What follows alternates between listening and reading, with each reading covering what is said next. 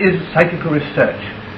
A popular opinion says that it means going to seances, holding hands in the dark, singing hymns, and perhaps getting in touch with your dead relatives. But in this, popular opinion is only partly correct, because it is confusing psychical research with spiritualism. Psychical research is a science and is rapidly becoming an exact science. Its object is to ascertain by exact experimental methods how far the alleged phenomena of the seance room can be brought into line with normality. These phenomena, which are produced by people who claim abnormal powers and who call themselves mediums, can be divided into physical and mental.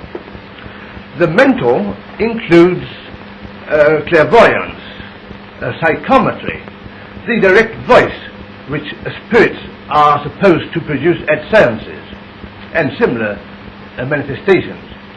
The physical phenomena includes telekinesis, or the abnormal movement of objects without physical contact, the poltergeist phenomena you read about in connection with haunted houses, and similar manifestations.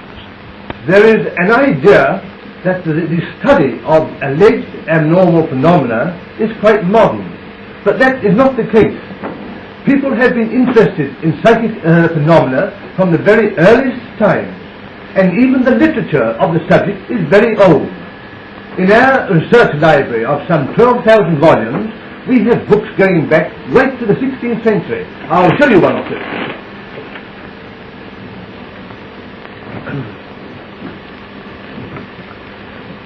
For instance, here is one here written by Louis Levata. It is called Of Ghosts and Spirits Walking by Night, and this must be the very first book printed in English which deals with survival as we know it today. I'll show you another one. Here is one written by Oliver Goldsmith and deals with the famous Cock Lane ghost. The extraordinary part of this book is that it describes a seance in a girl's bedroom exactly as if it might have been written yesterday. But modern research proceeds on vastly different lines to what it did in the 16th century. We now require a fully equipped laboratory, which I'll show you.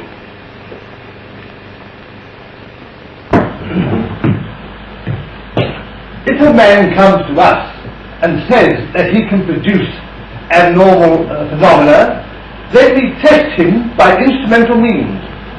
We have a number of special instruments for this purpose, including a dictaphone, a cinematograph projector and cameras, X-ray apparatus, infrared, ultraviolet, and many others, such as microscopes, etc. Now here are some very ingenious slates which I have taken out of our museum of such objects. Now these slates are very ingenious. Here you see a pair of simple slates, but not quite so simple.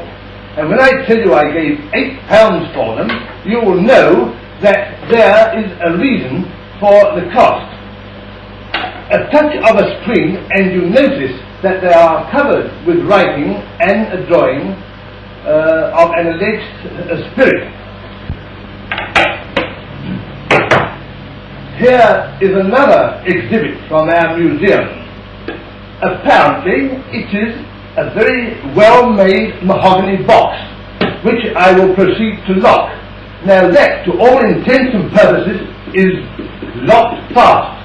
But by touching a screw here, one can open the box, whether it is locked or not. This is the kind of thing that some fraudulent mediums use, although not, of course, under any scientific control.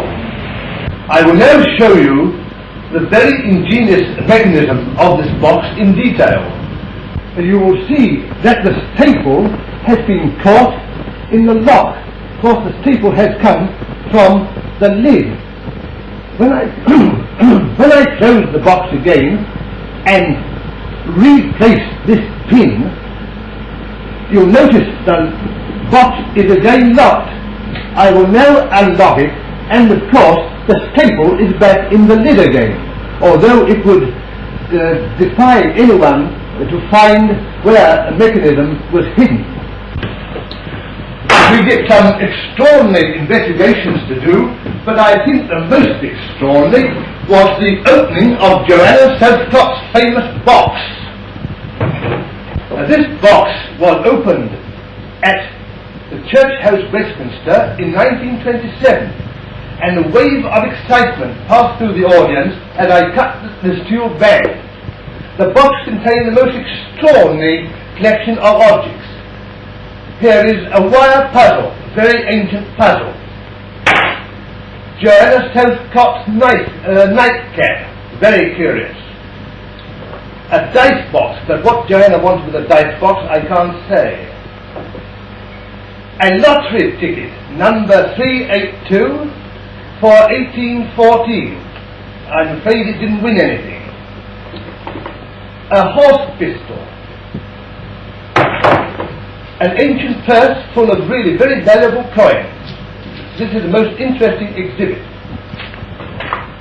Books, several books as a matter of fact, and a piece of paper printed on the Thames, February the 3rd, 1814.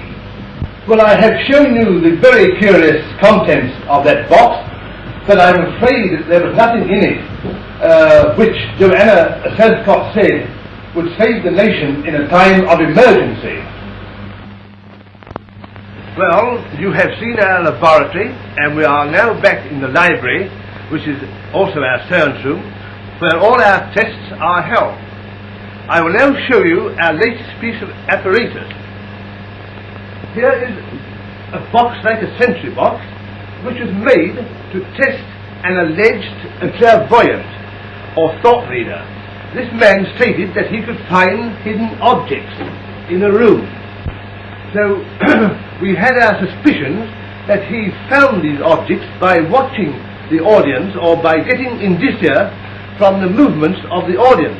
So we had this box made so that we could cover up portions of a person's anatomy, a part at a time. For instance, that's panel number 1. We found that our theory was correct, because when the person who knew where the object was entirely hidden in this box, the clairvoyant failed. He could not find the hidden object. Now here is a totally different piece of apparatus. If a man comes to us and says that he can make objects move without physical contact, we try this table on him. This table is in 2 portions. It's really a cage within a cage, and the center portion rises. We hoped it would rise by psychic power, but unfortunately we have never got it to rise by those means yet. But this is a fraud-proof table. Inside the table are various musical toys, like a toy piano and the panpipes, etc. The 8 panels in this table can only be moved by opening this flap and putting one's hand down into the table. Therefore, if we get any of these musical toys being worked upon while we are sitting round the table, and the flap is closed, then we know that the noises have been caused, or rather the movements have been caused by abnormal means, and we proceed further with our investigations. So you see that psychical research means a good deal of knowledge about many things, but we are progressing. Not only are we progressing, but orthodox science is taking a very keen interest in the subject, and already many universities in various parts of the world, as for instance at Leiden in Holland, Duke University in America, Johns Hopkins University in America, and more recently a group connected with the University of London has been formed, and it is hoped that some information will be derived from our experiments. In conclusion, I do earnestly hope and trust that any of you who come across cases of hauntings, poltergeists, unusual happenings of any sort will communicate with me care of the Movito News.